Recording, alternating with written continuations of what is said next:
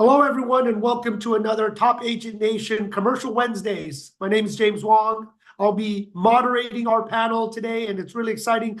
A bunch of seasoned experts. As we know, the market is changing, but also these individuals have great ideas changing with the market. And one of the biggest things when I was a new agent, learning about the 1031 exchange and what you can exchange into, it's really a constant evolution, right, of new products being entered the market, but everyone wants to save on taxes. And one of the biggest things is the 1031 exchange vehicle.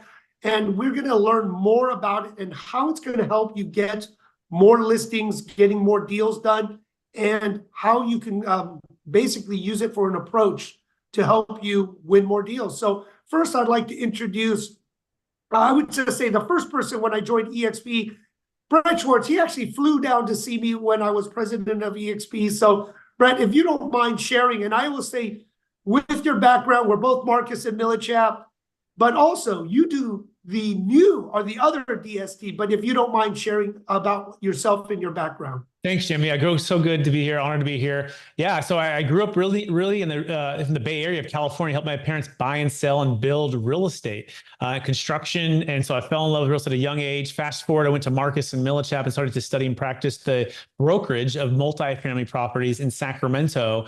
And everything was cool for a little while until the market crashed in 2008 and the pain really sunk in, kind of like we're going through a slower market or a very challenging market right now. And I had to ask myself, like, am I A, do I really love the business enough? B, can I make any money? How am I going to make any money? And then C, like, what happened? Like, how did this thing change so fast? And what are the pain points for the clients? And the clients were losing a lot of money, partly because for some, they had overpaid via the 1031 exchange. Now, we believe the 1031 exchange is amazing when the timing is right. But if the music stops and you have too much debt, not enough liquidity or diversification, you can lose a lot. And that's what happened. I saw a lot of people get hurt. My side hustle became a cheesecake factory, nights and weekends working at a restaurant to keep the lights on. And by day, make cold calls to banks and help people work through tax reassessments, ways to get concessions with renters. It was brutal. Sacramento was one of the boom bust cities in the country.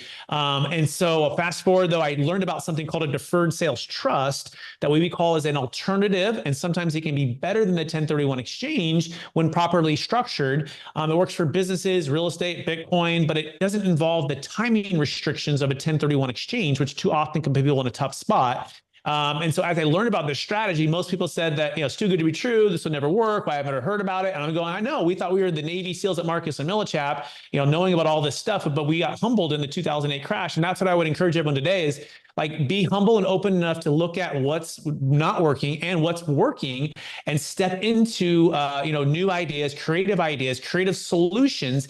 That's what's going to move you forward in your business. And that's what moved forward in my business. Now, it took a while to really launch this and really get going, but this is all we do now here at Capital Gains Tax Solutions is help people exit, we call it in a way that gives them freedom and impact with their capital gains tax. And when you can solve big problems, you get more listings, you get more opportunities. And so that's what we coach and train agents across the country. We work with Jim really closely to provide these kind of educational resources. And so that's a little bit about my story. My wife and I, 5 kids, live in Florida. We moved out of California, and I also played basketball in college. If you like basketball, that's a big part of what my background was as well. So, Brett, thank you so much. And we'll do a plug later on at the end for your new podcast and your new webinar, your new program that you had just launched yesterday. So congratulations again. And this, Tommy, we're going to kind of go backwards.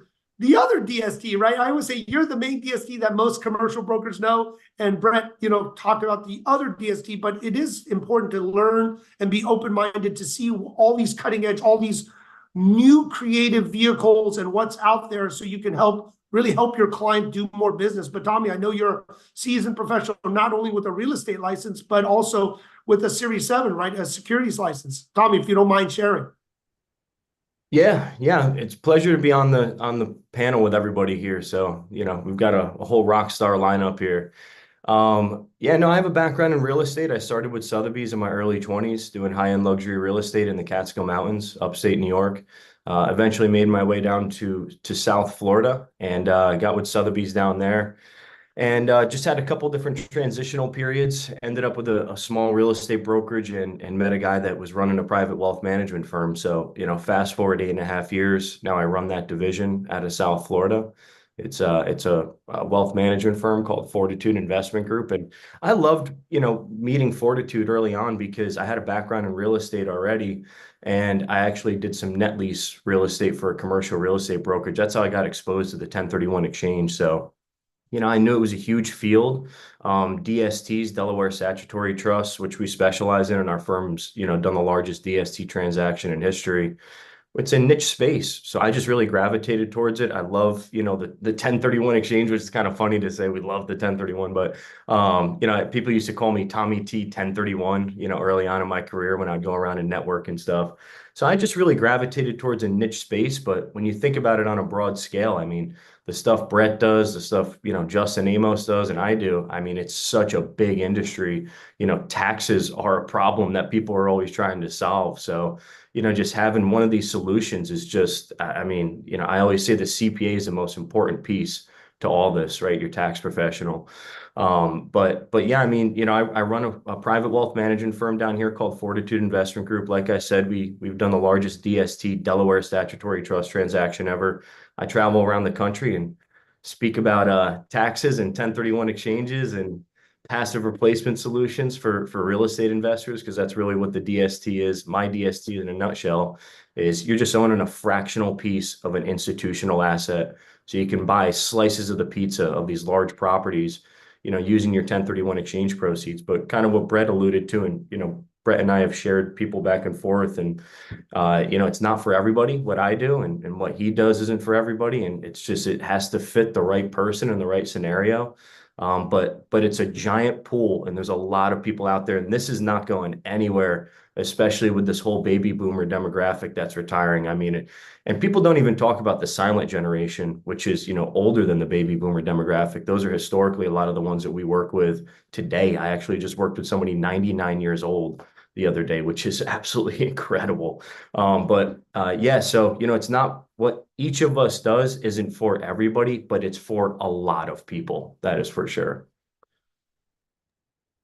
Tommy T, thanks so much. Now the expert with the 1031, because without this intermediator, this couldn't happen. So, Justin, hopefully you can share your background, share really with JTC, and then we're going to dive right into it and share some experiences, some extra knowledge about, the exchange and different products. So, Yeah, no, Justin. thank you. Yeah, thank you, Jim. Thank you for having me and having JTC as a presence here, and getting to educate on the 1031 exchange. And as you mentioned, our role within the transaction as the qualified intermediary is the integral role in facilitating the exchange, being the placeholder ultimately for you as your clients, or you, the exchanger, are moving from the relinquished property to your ultimate reinvestment, where you're buying another physical piece of real estate or investing in one of the DSTs that Tommy and Fortitude elicit. But JTC really came in back in 2005 with this idea that there are these certain investment programs like 1031 exchanges. And using our Silicon Valley background, we developed this purpose-built solution called eStack, which stands for Security, Transparency, and Regulatory Compliance. And throughout each step of the investment lifecycle, you and your client can track the investments, knowing where the money's being held, how it's being held, seeing the flow of money to its ultimate goal into the reinvestments. And, and that's something that we decided to do with a lot of the different industries beyond 1031 exchanges, is realizing that there's industries riddled with fraud and abuse that could get, eliminated or get a bad rep. And so we ultimately want to help the programs do the good they're intended to do. And, and these investors achieve the successful that they're looking forward to in these investments. In my background specifically, I've been in the financial services industry for the last 10 years, and kind of like Tommy, when I was working at Wells Fargo for 4 years before joining JTC, and sometimes it can get, a large pool and a big pond is joining a company that was already established, but looking to continue revolutionizing and growing the 1031 exchange space. I actually ended up falling in love with 1031s, kind of like what Tommy was saying. You just love the industry, and you get to work with people and accomplish a lot of different goals, and helping families, and it's a great legacy plan. And I think that's something that we'll touch on throughout this conversation is how people build a good estate planning tool for their families and building generational wealth through the 1031 exchange, leveraging up into bigger and better use properties. Justin, I'm really glad you brought up some of this stuff. So many of us, we were around since the last cycle. We saw what happens, right, with certain accommodators and groups that they used to pull it together, then direct it, and having you track and watch it, right? So having, with anyone, a very qualified group holding your money, tracking your money, knowing where your money is, not just in a large pool, watching what happened before, right? That is key. And then the different sponsors and the trust in their tracker is important. So Justin, you mind sharing a little, since you did bring it up, about maybe directed and pooled and how the industry has changed since the last Great Recession? Yeah, no, that's a great point. And well, I think it's changed to a point in the sense that, the QI space is still currently an unregulated industry. So not all QIs are the same. Not all have certain best practices, and so working with somebody who's large and has these practices in place, and in the protection of funds, and we don't commingle funds. That's one of the things that JTC prides itself on. Each of our exchanges get their own dedicated exchange account tied specifically to their transaction, and it's not tied to our accounting books of records. So in the sense that, if we were, JTC is a large company that's been in business for 35 plus years, but if we were to go under tomorrow, the exchange would have still access to those, funds, and the exchange would still be viable. And then not all QI provide the access through our purpose-built portals where they can track who their exchange expert is, where those funds are being flowed. We always place our funds in highly regulated, FDIC insured accounts. So we really try to go above and beyond, for each of our exchanges to ensure that their transactions met with success, but ultimately bringing expertise to the transactions, having an in-house general counsel that can help advise on some of the, the complex exchanges, but also guide them through exchanges that may be a little bit more complex and easy as well. Yeah, thank you for it, Justin. I just remember my last time when I was through the Great Recession, and some of our clients says, well, is our money safe? And we thought with certain groups, that were stable and very large, but because they commingled, they put it together, right? We all say the pond froze over, no one could access their money, but the problem is you needed it for your exchange because that did this domino effect. So a lot of it, what we learned in commercial real estate just by being in it, we understand. And this is one thing I learned with you, Justin, when we were talking to some clients, that the biggest people, because we're in this space so often, we were just used to it. But a lot of the residential or resi-commercial really have not heard, right, about how you can save money with taxes, the wealth planning, right, estate planning, and other parts. So, maybe you go into it and then I'll bring it to Tommy on this. But I think that was a very important point on the taxes, talking to your CPA, and really the estate planning. Yeah, no, it's weird to think about that. The 1031 exchange has been in the tax code for well over 100 years, but still to this day, it's a very niche space, as Tommy alluded to, early on, not all CPAs, not all real estate agents, us experienced people, have been familiar and working on it with clients. But the new people that are getting into the space, residential, I don't think to ask these questions on and getting reasons for why people can move to sell. Just most people are concerned, I don't want to pay the taxes, and they just hold. Well, if you have the tool in your back pocket, hey, have you had these different tax strategies? Have you met with your CPA or estate planning? There's different ways that you can bring in different advisors to really help the situation and ultimately help you get a sale. And the nice part of, Tommy always talks about it in his classes is prospecting using the 1031 exchange. Not only are you, obviously there's a one-to-one transaction, but it could also be moved one-to-many. So as an agent that are looking to at least sell or win more listings, you can definitely secure one and potentially earn a referral out to another market, or if it's within your market, help them secure that replacement property to complete their exchange. So it does provide a lot of benefit, but obviously having the initial conversation on the taxes is important. Thank you, Justin. And Tommy, Justin brought up with your training and teaching, how do you, as we want to say, and teach people how to prospect, how do you use the 1031 exchange tool to help your clients? Or a lot of times they're not even your clients. You usually work with agents in an exchange, wanting to understand the exchange, and then looking for the right, let's say sometimes they can't find the property, they're using the DST to complete their exchange. I know I did, and I used you guys. You guys were fabulous when I exchanged our single family home. Actually, my parents, they don't live in there anymore. They just turned it into an investment property. And I said, Mom or Dad, you bought this property for $60,000, maybe 30 years ago. It's worth like $800,000 now. What the heck are you doing? So, Tommy, if you don't mind sharing how it's a prospecting tool, maybe how it could actually work for the residential, as was brought up. There's the biggest, silver tsunami that's coming with businesses and real estate from the boomers that are selling off, and they should exchange. Yeah. And I mean, first, thanks for trusting us to work with your family, too, Jim. That was a great transaction. And it's a perfect case study transaction. I mean, with the scenario that your parents were in, being the age that they are, and, having a large tax bill if they were to sell, and wanting to be passive. So, yeah, I mean, this is the stuff that I get excited about, and this is what I talk about literally every single day. So we have a class called Prospecting Using the 1031 Exchange, the DST, and other passive replacement solutions. So I talk about net lease real estate in there. I talk about TIC investments. I talk about DSTs, Delaware Statutory Trust. And this is the stuff that gets me out of bed. I mean, this is what we do every single day is we're working with real estate brokers, agents, CPAs, attorneys, qualified intermediaries, anybody that is involved in the real estate transaction. We're providing solutions to go out there and help your clients, right? I mean, at the end of the day, that's really what you're doing. You're trying to keep as much money in their pocket as possible and, help them transition. So it's estate planning. That's really what it is. And, it's a massive prospecting tool for real estate professionals. I work with so many brokers, and the brokers that really use this as a tool or a solution, and I hate to say a carrot kind of on the other side, but it sort of is, right? You're providing a solution and getting them to the table to start thinking about a sale, because a lot of sellers are just sitting on the sideline because they're going to have a huge tax bill. They're factoring in a 20, 30, or 40% haircut in taxes if they were to sell.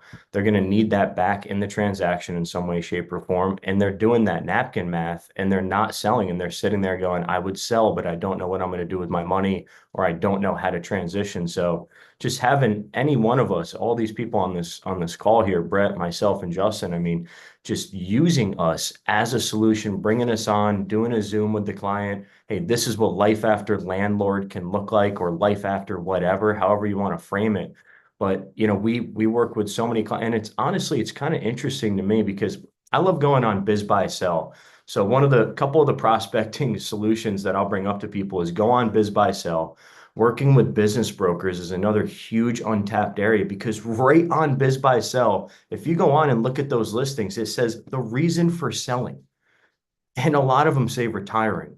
I mean, I love biz buy sell because it literally tells you the reason why someone's selling. I mean, it'll say divorce, it'll say relocating, it'll say, retiring, whatever. So networking with business brokers is huge. That's the next thing that I'm kind of doing a lot of right now.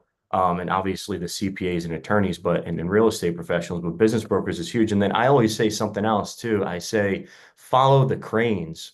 So there's literally a crane locator that you can go and look up for South Florida or any market in the United States.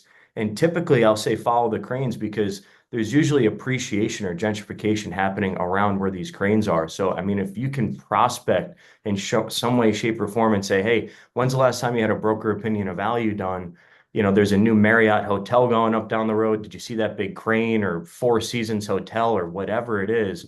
So I say follow the cranes. I mean, that's usually where gentrification and appreciation is happening, and reaching out to these people and, providing a solution. I always love when people own land as well. Land is always interesting to me because land can go up in value so substantially, but you can't depreciate it. And it's typically not cash flowing either. So for me, that usually seems like a low-hanging fruit prospecting strategy, is going after people that own land in areas that have a lot of gentrification, because you can easily say, hey, why don't we exchange you from this land that's not cash flowing into something that has cash flow potential, and using one of these different tax solutions to keep as much in your pocket as possible. But hey, at the end of the day, when people are in 1031 exchanges, they also have timelines to abide by. So I always say those are great clients to work with because they have a deadline. You have 45 days to identify. So you're in a pinch and they're going to have a large tax bill if they don't find a property. So just using these as solutions for yourself, if you get a bunch of 1031s under your belt and you have a track record for helping people through these, you can really build a nice book of business. Thank you, Tommy. And I know with Brett, the other DST, and when he brought that up to me, everyone knows the Delaware Statutory Trust, but the Deferred Sales Trust. And Brett, can you just go deeper into it, sharing, because you said no timelines, how it helps certain clients, what can it do? But I know, you do tap into the 1031 exchange, but business sellers, or even people, I think you were telling me maybe with stock or other things, you can help a lot of people that have huge amounts of appreciation. So if you don't mind sharing the other DST. Yep. Yeah, I think the biggest thing to understand that you want to clarify what is the most important thing for your client, right? So before you offer any solution, it's got to be a deep dive into discovery, what matters most to them. In fact, I'm going to put inside of the chat some questions that you might want to ask if you're going to consider the deferred sales trust. But the one that really sticks out for me that I try to practice every single day is if you could design a life today that perfectly aligns with your wealth and legacy goals, what would it look like? What specific outcomes do you want to achieve with your wealth, and what solution could potentially get you there, right? So always start with discovery, always start with pain points, always start with like the challenges they're trying to solve, right? And before you offer any kind of solutions, and then use a technique called mirroring and labeling, right? Which is a way to actually dig into more information without having to ask like a ton of questions. There's a book called by Chris Voss called Never Split the Difference, but he has a master class called The Art of Negotiation. It's really the art of communication. And I've been studying and practicing this now for a good 12 months. I've probably watched the masterclass 50 times. So as a professional, what I would encourage you to do is become radically obsessed with learning how to listen in an active manner that can really help you connect with the client before you offer any solution, whether it be a Delaware Statutory Trust, a Deferred Sales Trust, a Donor Advised Fund, a regular 1031 exchange. Realize that baby boomers have a very common fact pattern, right? In fact, 50% of the total net worth in America is tied to 3 assets: commercial real estate, primary homes, and private equity, which is businesses, okay? Now, 2 of those 3 1031 exchanges and Delaware Statutory Trust do not qualify for.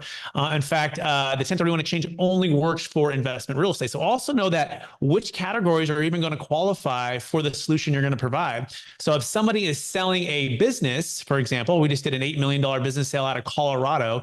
They also own multiple mobile home parks and apartment complexes. Well, I can help him solve his problem on that $8 million business, right? With about a $3 million tax bill, defer that tax. That's going to lead to more know, like, and trust for him to come to me on the next opportunities. And so don't be so fixed on just winning the listing for that single asset. Approach it like a wealth advisor would, in the sense that I consider myself a real estate investment advisor, is the way I approach my business. And what that means is I'm going to help you make sense of real estate. Now, I happen to have a few strategies that we use, and we work with like a Tommy, work with like a Justin on the 1031 piece of it. But the overall plan, hey, how do we execute these things? And so the Deferred Sales Trust really solves some key problems once you understand where they're coming from. And here's some key ones, right? I want you to write this down, that you can either have it inside of your taxable estate, or you can have a stepped up basis, but you can't have both. Okay, I'll say it again. You can have it, let me put it this way. Actually, you can have it outside of your taxable estate, or you can have a stepped up basis, but you can't have both. One of the things I love about 1031 is it maintains the stepped up basis, right? Which means at death, basically your kids have no capital gains tax.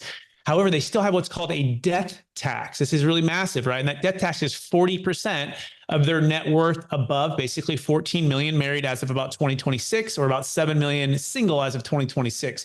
So understanding that piece of it can radically change the ability for you to win the listing, because most agents are approaching it, what I call it, with the elephant in the room, which is the capital gains tax, which, by the way, is about 25 to 50%, depending on the depreciation recapture in the state that they're in.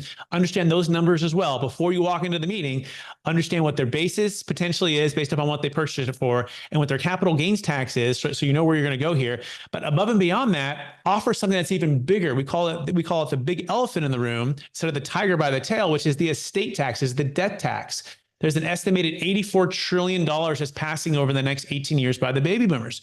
It's the largest wealth transfer in the history of the planet. There's 10,000 baby boomers turning 65 every single day. Okay. And there's about 80 million in the US alone. So having those stats there and then diving into the details of what they're trying to solve for, and then actually having a solution that's going to solve for it. And so a couple of examples, we just did a $13 million deal in San Diego. But their challenge was partnership. They wanted to go their separate way for some of their deals. And in a 1031, typically the whole entity must move into the next exchange, typically, right? There's some things you can do for some drop-in swaps and some stuff, but California is kind of sensitive on that as well if you're doing it out of California. But instead of having them all having to go to one other property at one time, and by the way, this was 2 years ago, right before the marketplace went really high on interest rates and things really changed. So for them, they wanted to have debt freedom. They want to have partnership separation. And the big thing is they want a liquidity. They want a liquidity to be able to take advantage of the deals as the property values dropped. And so we played it perfectly. It's like the Monday morning quarterback. We sold high, paid off their debt, deferred about 40% of capital gains tax. Of the proceeds as a big amount, deferred 100% of the capital gains tax. And then now we've been buying deals at a discount. They even bought some Bitcoin at $40,000 a coin, tax deferred, right? And they're buying hotels at discounts, and they're dollar cost averaging into passive deals. In other words, they're diversifying, which is another key tenet of the deferred sales trust. Instead of having to go into one single like-kind property, typically on a 1031 exchange, just like one other property. Sometimes you can do a portfolio of a few Delaware statutory trusts, but most of the time it's in that one area, one time frame. You have to replace the debt. Now, the cool thing about a Delaware is the debt is not in your name. Typically, it's non-recourse, it's somewhere else. But you also buying in that same marketplace. So for us, they wanted to be able to buy in a different marketplace. They're also very entrepreneurial. They don't want to be retired yet. They're actually wanting to develop gas stations. They wanted to develop car washes. That's their main focus. And the trust allows you to do that as well, all tax deferred. And so those are just some of the concepts that I would bring up and encourage people to do. And the last thing I would say is create content on this. Don't be afraid to get on a camera, on a podcast, create a webinar, and just talk about the problems that you're solving for clients, or even just bring up the question of things that people should be asking. Get on camera and create the content, and that content can pay dividends as people come and ask you for the answers, because you're creating the content, you're putting it out there. Don't be afraid to just not be on the phones, definitely, but don't be afraid to get on the camera. Thank you, Brett.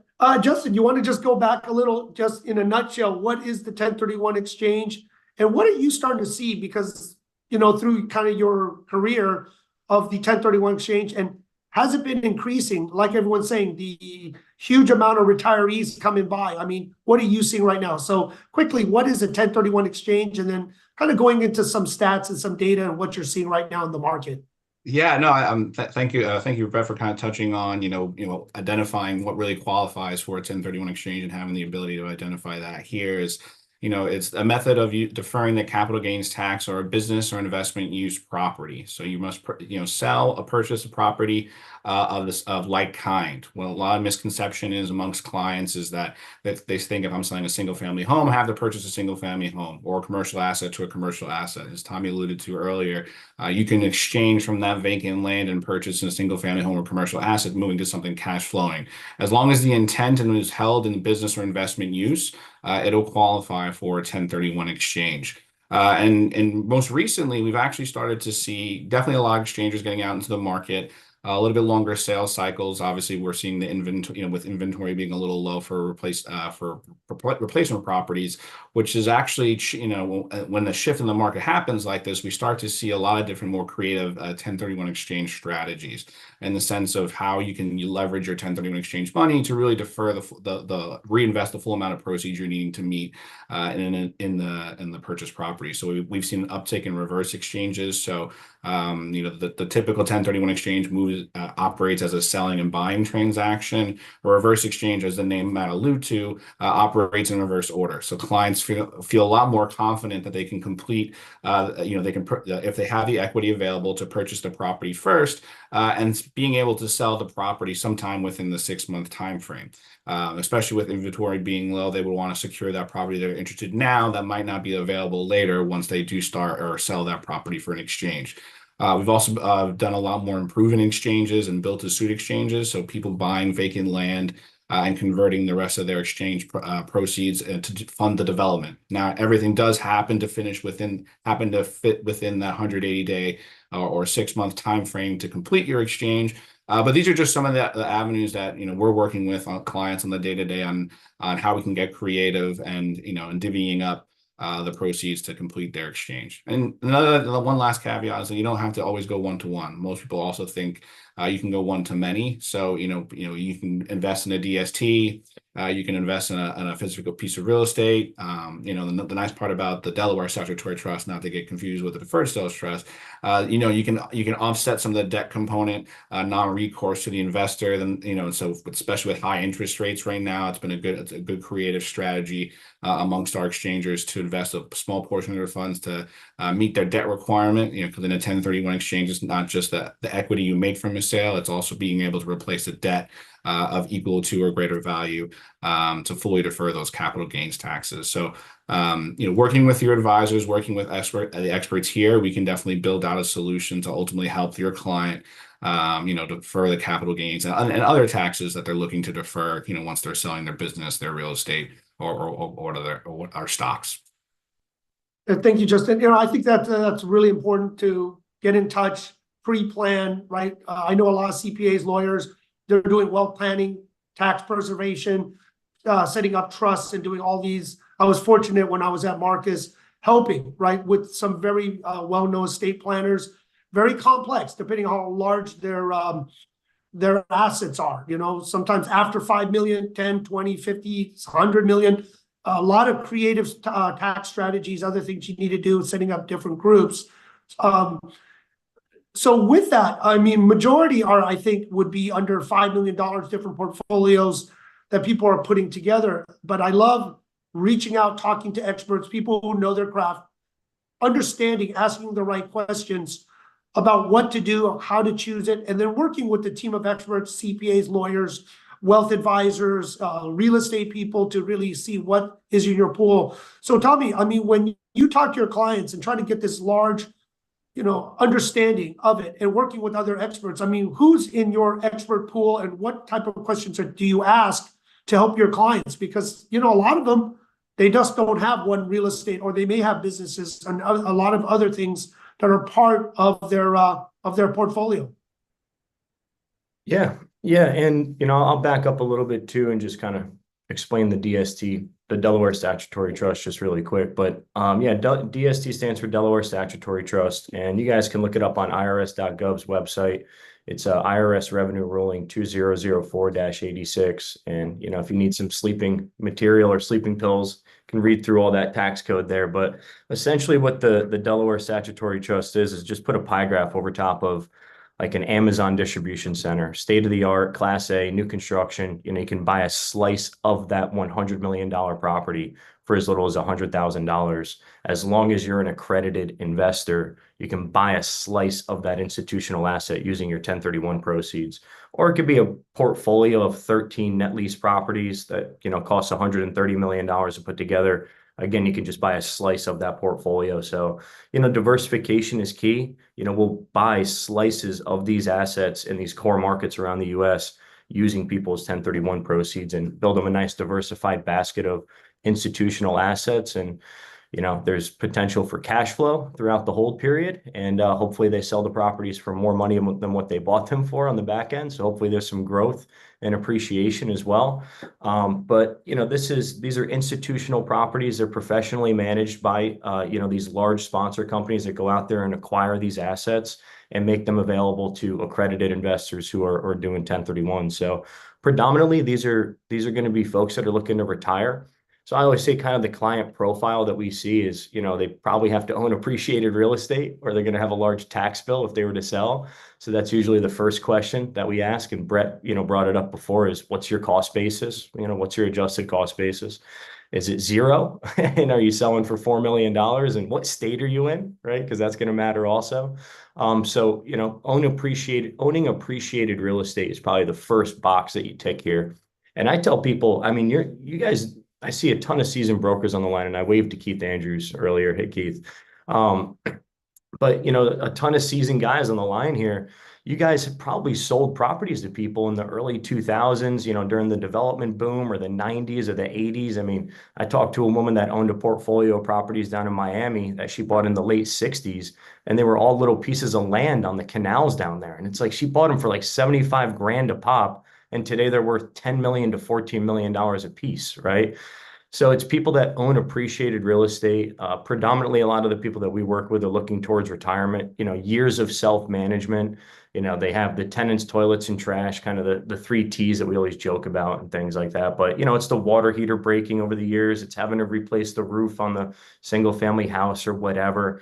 So, you know, maybe the estate doesn't want to do some of that, you know, upkeep on the properties, and a buyer can come in and buy them, and the seller can 1031 or do some sort of tax tool on the back end to exit. So owns appreciated real estate, looking towards retirement. Those are probably the main things that we're seeing for us. And the estate planning piece is huge.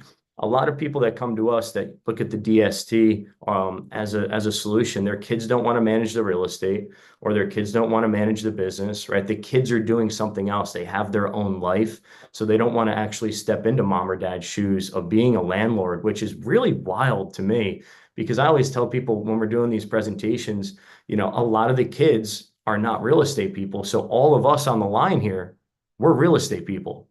Sure, give me your real estate, right? Like I'll manage it or figure it out. But when you're a school teacher, or you're a nurse, or you're a police officer, or you're an attorney or a CPA, and I'm talking about people's kids, they don't have the time or the know-how a lot of the time to manage these real estate assets. So if you can just think of people you've helped throughout the years, or people that you know that are too busy to, you know, or their kids are too young to even manage real estate, you know, but you know they're looking towards retirement, you know, just going to them and saying, hey, what's your estate plan? I mean, what are you thinking of doing on the back end? Do you plan on managing all these properties yourself forever?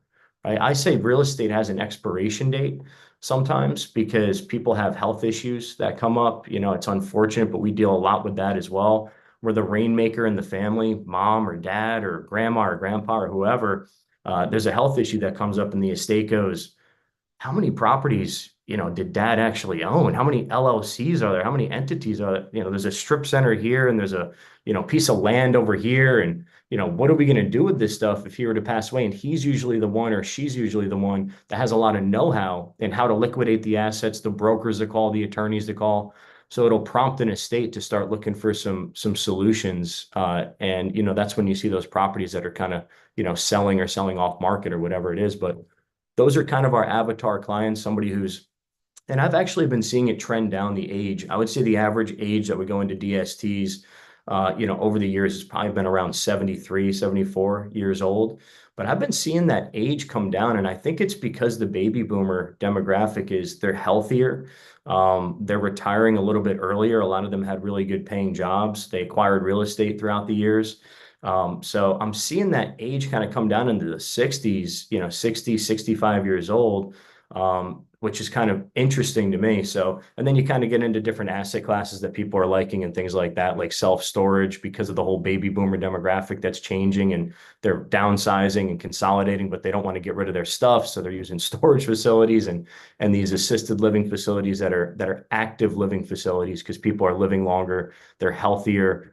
They want to live in a 55 plus communities type of community, but they need all those different medical kind of solutions on site and things like that. So yeah, our avatar client is somebody who's just tired of managing real estate. They're at that age where they want to retire, and they're going to have a large tax bill if they were to sell and not do some sort of tax solution. Hey, Tommy, you know what? That's what I'm starting to do. Think about my estate, everything else, organize things, because, you know, handling it from my parents with my sister, it get chaotic, right? Because as they get older, they forget what they have. And if you don't put it together, all these different, you know, I know for me, real estate, private placements, all this weird stuff, you know, you just don't know. So it is important for everyone to talk about it with your clients. I think in the 50s, definitely in the 60s, you should start talking to your clients, getting that pool of experts in exchanges, real estate, residential or commercial, CPAs, attorneys, really crafting this earlier understanding. And it's always better, like we all know, to take care of this problem than waiting later, because it just gets harder to figure out. So Brett, we both came from markets where we were always telling how to exchange. We were always being educated on the 1031 exchange.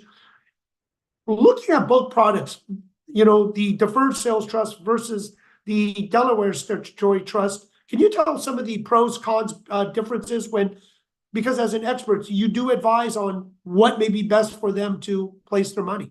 Absolutely. So I would encourage everyone to have a tax flow, cash flow, and debt flow mindset, right? When approaching your clients or even just your own finances, right? And having these, we took debt flow for granted for many years because debt was so low, right? And then so you want to start there to say, hey, what's my cash flow? What's my capital gains tax flow? Also my income tax flow. And then what's my debt flow? And how do I help, make these things coincide as best they can, right? So the biggest thing with the deferred sales trust that our clients love is timing, right? As entrepreneurs, as investors, timing is the most important aspect to investing. And if you can sell high and buy low, it makes all the difference, right? And so by that, real estate typically takes a year or two or three to really change the environment. In fact, in 2008, it took 3 years for the bottom of the real estate market to hit in 2011.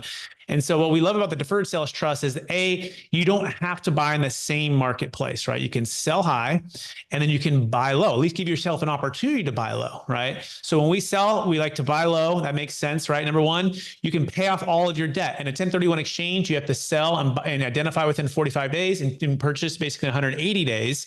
Okay. So you have this strict timeline. You also have to take on equal or greater debt. Where people are getting in trouble right now is debt has, these great caps have expired and interest rates have jumped and people are sinking the ship. The actual property is doing well. The occupancy is doing well. I mean, rents have, flattened out, but the debt is sinking the ship. So this is where their debt flow is hurting them, right? And their cash flow was fine when it first started, but now the interest rates have jumped. So now their debt is sinking the ship.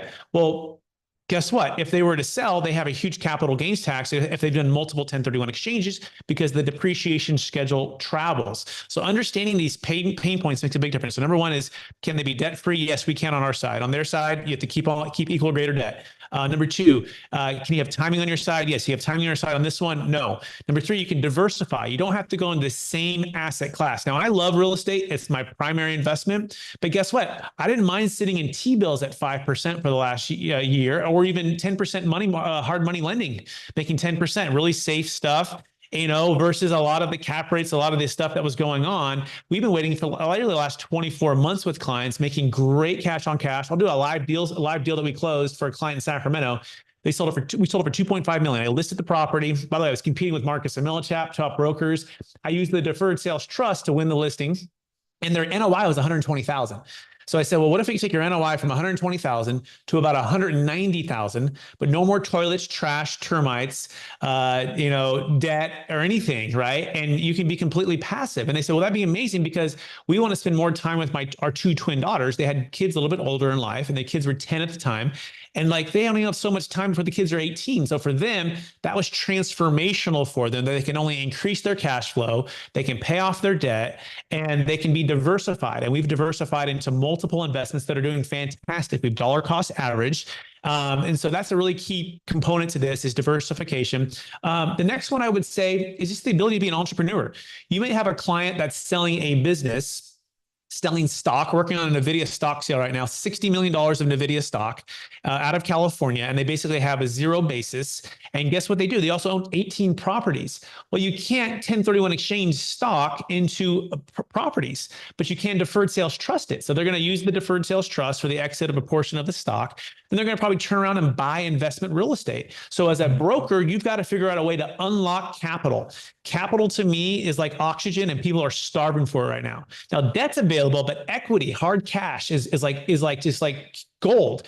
And so the DST, the deferred sales trust, what it does is it unlocks the liquid capital. It hits a Schwab bank account, and then you can turn around and buy a deal the next day if you want to of your own. You can be passive into stocks, bonds, and mutual funds, cryptocurrency. You can go into passive real estate deals. You could also start a business with it. We did a $5 million Bitcoin exit for a client who bought Bitcoin at basically 50,000, went to 50 million. And they were able to defer 1.85 million of tax and use that to start a company. So for the entrepreneur, entrepreneur who wants to be able to control timing, start their own company. This becomes the seed capital for them. And so we like to say that the deferred sales trust is like the Netflix version to the 1031 exchange, which kind of sometimes can feel like Blockbuster, right? People know it, they know what it does, but it oftentimes puts them in a spot they don't want to be in. And so Netflix, meaning it's very flexible. Yes, there's ongoing fees. That's some of the downside. You got to work with a third-party trustee. That's us if you get to know, like, and trust us. But if you work with a third-party qualified intermediary, you've worked with that in a sense. We can hire a certified financial planner to manage the account, but you can also do kind of like a self-directed IRA in the sense that you can partner with the trust and run an LLC where the trust puts up the money and you're running that like you normally would be, except it's all tax deferred. The other thing I would say is not a lot of people know about it, right? The CPAs probably don't know about it, or they get it confused with the Delaware Statutory Trust. And so you want to make sure that they get educated on it. We need to set it up prior to the close of escrow, but we can also save failing 1031 exchanges in case you want to go for the 1031 first. By the way, sometimes it's a mixture of all three. We've helped clients do 1031 exchanges, Delaware Statutory Trust, and a deferred sales trust all in one transaction. Because guess what? The deferred sales trust doesn't solve debt over basis, but a Delaware Statutory Trust does with an Amazon warehouse deal at a 0% coupon deal with a high loan to value where you're replacing that debt. Then you can use the rest of it for the deferred sales trust. So there's some nuances here to realize that it's not always a one size fits all, but you definitely want to know all the options that you have so that you have the most amount of opportunity to solve the big problem. I would say the last one would be the fees are about 1.5% to 2% on a recurring basis. And so some people might say that's expensive, because it's the AUM that's in the account. That's how we get paid as a trustee. But we look at it as an investment and not an expense. You can get a new depreciation schedule when you partner with the trust, which is really powerful. We can eliminate that estate tax, which again, the 1031 exchange by itself cannot do that. And then you can also, diversify, right? Those are the kind of the three things that really put us in front. The last deal I'll leave with you is a $10 million deal I'm working on with the client right now out of Sacramento. He has a zero basis. And so if he does an exchange, that basis travels, right? And instead, and by the way, he's paying all of that tax on that cash flow, and his cash flow is about $700,000 a year. And so he's paying all of that, but he could exchange and have it go to a bigger property, but he has the old depreciation schedule, which means he'll have some new depreciation when he gets a new property depending on what he buys it for. But with the deferred sales trust, he can literally buy that same property, but get a new depreciation schedule if he first goes into the trust and have the trust start a new LLC and go with him on that. And he gets about 80% the way we structure it. But so realize that debt flow, cash flow, and tax flow are dynamic. And you've got to look at this not just a singular solution, but as a part to solve what they're trying to solve for. And sometimes we'll tell people just do a 1031 or just do all of a Delaware. But oftentimes right now we're saying do a deferred sales trust because it gives you all of this flexibility. Woo! That was a lot. No, and this is why you got to talk to experts and sometimes introduce CPAs or attorneys because they don't know. Sometimes they think it is the other DST, the Delaware Statutory Trust, not the Deferred Sales Trust. And it really helps your attorney, CPA, wealth managers, understand more. And I always said, building a pool of experts that you could always go to, that people that you could trust, get some good information, and really solve the problem of your clients. So kind of closing up, Justin, how could agents, residential, commercial, use and talk to you to get more business? How can they approach using you, Justin, and JTC to create more business? Well, I think that's one of the things that, Tommy, touched on was, is prospecting using the 1031 exchanges and really just not being afraid to ask questions. I think even one of the common themes that, Brett, myself, and Tommy have talked about is, you as an agent that sometimes are the first line of contact when it comes to, assisting, with, their clients, wealth goals, often, sometimes it's their financial advisor, sometimes it's their CPAs, and it's, all of us working together to really provide the best solution to accomplish those goals. I think Brett, really hit on nail on the head on this is that, 1031 is a great, solution when it comes to investment in real estate, but it's not a one size fits all for all types of investments. And so being able to just be comfortable with asking the right questions, reaching out to myself, Tommy and JTC, we're always available to jump on a call and just kind of, evaluate the situation for you. And we don't expect you to be experts, but obviously the more comfortable you get with, asking the questions, going through the transaction with us. That's one of the things I love, doing is educating, so is, not necessarily hand-holding, but walking through the entire process of the investment life cycle and seeing, bringing, agents on calls with me, seeing the questions I ask, really going through that process and educating them through the next steps of the 1031 exchange. So ultimately they can feel comfortable, going forward, not just with one deal, but multiple. But I really just say that, asking questions and being more of an advisor rather than a real estate broker is really going to ultimately lead to success for your business. Justin, thank you. And Tommy, I know this is what you use to attract and teach people. Even though you have your real estate license, you really don't practice it. You just have it. And now it's just helping people with the 1031 exchange into a Delaware statutory trust. So Tommy, can you kind of tell people how you are using it to talk to clients, and how can agents leverage you for their clients and get more business? Yeah, absolutely. And I'm still here, guys. I apologize. I had to jump in the car to head to a meeting with the CPA, actually. Yeah, no, I mean, so I always tell people I play the long game when we're working with real estate professionals, right? I know the Delaware Statutory Trust isn't for everybody, right? But it's a really great way to start a conversation, provide an exit solution for somebody. And, at the end of the day, if they don't do our DST, right, and they're still interested in doing the 1031 exchange, there's still an opportunity for you to, get them into another property, and there's multiple commissions there, that you guys could, potentially get, right, which is great. It could be net lease real estate. Maybe they exchange into a Walgreens or, a Dollar General or whatever it is. But, the Delaware Statutory Trust just opens up a discussion for estate planning. You really get to know your client, a lot better. You get to understand the dynamics of the situation. So I just, you guys can go to 1031zone.com. That's 1031zone.com. I have a bunch of helpful resources, tools, and tips on there. You can also register for our webinars that we have where we talk about how to actually prospect using the DST and the 1031. But, bringing it up earlier on in the conversation, I say, is always a great idea. So if you can have it in your kind of just wheelhouse of it's a set in stone question you have in your head, like, hey, what do you plan on doing with these proceeds if you were to sell, right? Just asking that right out of the gates is such a good idea, because if they're not considering doing something that Brett has or we have or that Justin provides, they may be thinking of they're just going to pay taxes, right? So you may have to bridge that gap, because they may be factoring in an additional 20 or 30% on top of that, the price that they would take in the deal. But if they know they can exit in a tax efficient way, that also might help you in negotiations on the back end, because they may be willing to take a little bit less if they're factoring in taking the full amount of the proceeds and investing them into something. So it's something called the tax equivalent yield, right? So if you're going to get anywhere from 4 to 6% cash on cash return on a DST, right, that's with the full amount of the proceeds. So if you sell for $1 million, you can put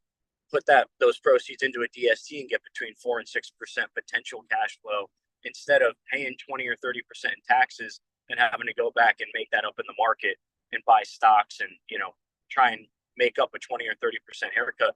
Usually the numbers don't pencil out. And that's why there's these solutions here for people. That's why Brett, does what he does. That's why I do what I do, is because, a lot of people don't know that these are actually available to them to exchange into. But yeah, I always say bring us on early in the conversation. Our process never changes. We'll set a Zoom call with you and the client. We'll go through everything nuts to bolts. Just what is the 1031 exchange? What is the DST? And then we'll build a hypothetical model showing you what that DST portfolio can look like. And we get brought into the conversation really early a lot of the time, Jim. I mean, it could be months or years before somebody sells.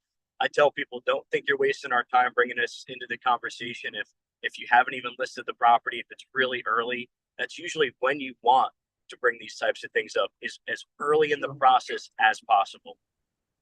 Thanks, Tommy. And that's what I used to tell my clients. If we can't find an exchange, we'll line up through DSTs just as a safety net, right? So we can complete the exchange, and always making sure we're solving their problems to exchange. Usually when they maxed out their rental rates, they couldn't make any more. They squeezed it all out, leaving a little still there to exchange. So no, thank you so much. Brett, kind of with you, congratulations on your new podcast that you launched yesterday. A lot of effort went into it. So kind of give you some time to share that with the audience, because a lot of good information. Absolutely. It's called the Build It to Billions podcast. And the whole idea behind it is, scale from 0 to million, almost 2 million now in revenue over the last 6 years on the company. And now we're on the mission to go from millions to billions. And really it's the journey, not just to do that, but to be able to give more or all of it away to make a bigger impact. And really it's about scaling for impact. And so we're bringing on some of the most amazing guests. Jim was one of the most amazing guests. He was on the first top 10 that were released yesterday. Just everyone has a heart for different things. And we want to give an opportunity for entrepreneurs, investors who want to make a big impact beyond just creating wealth, and create a forum where we're learning from those. Like we had a billionaire on. It was amazing. He spoke about how he built his company from $600 to an $8 billion company. And so those are the things you can go. It's called Build It to Billions. You can go to Apple Podcasts. We're actually kind of in a launch mode right now. The more rankings, the more reviews we get, the better. Also, brettsports.com. If you go there, I put it into the chat there. You can go there, and that has everything. It has capital gains tax solutions for the deferred sales trust. It has our book, which is called Building a Capital Gains Tax Exit Plan. It's my journey from zero to all of the exchanges and Delaware's and deferred sales trust right here on Amazon. But those are really some of the things I do. And I would also just encourage everybody. There was a question in the chat, like, how do you get this out to people? Well, I think, again, you create content around live deals that solve people's problems using these strategies, and you talk about them. So you say, hey, look at this deal here. And as you call people and talk to them about it, and you have a great conversation, turn around and create that content. It could be a blog, it could be a video, it could be something, right? It could be an idea to start a webinar once a month, like Jim's doing. So take action on this. Don't just keep the secrets in your head. Go share that information, make the introductions, and network. And like Jim says, build a dream team. A dream team is, the top CPA, the top financial advisor, the top Delaware Statutory Trust, top deferred sales trust, top 1031 accommodator. And this dream team, as you build them, they're your Rolodex to help you move the deal forward. Don't feel like you have to learn all of this yourself and then try to sell it. You don't. You just need to share the transformation of the deals that have happened. The details in between, you can bring us onto those calls. Like Tommy said, like Justice said, like Jim will. And when we get on the calls, we will help. And then you'll learn, and then you'll be able to speak a little bit more about it and moving forward, right? So that's something. The last thing is my YouTube channel. You can go to Capital Gains Tax Solutions YouTube channel. I have playlists of clients telling all of their stories. You can use those stories. Hey, this story of one of our strategic alliances with James Wong, with EXP. I'm a part of EXP commercial as well. And so you use my name and say, this is a live deal. Watch this video. Let the videos do the hard work versus feeling like you have to learn it all before you go out there and you're talking about it. So that's what I'll leave everyone with. And thank you so much for having me, everybody. So appreciate it.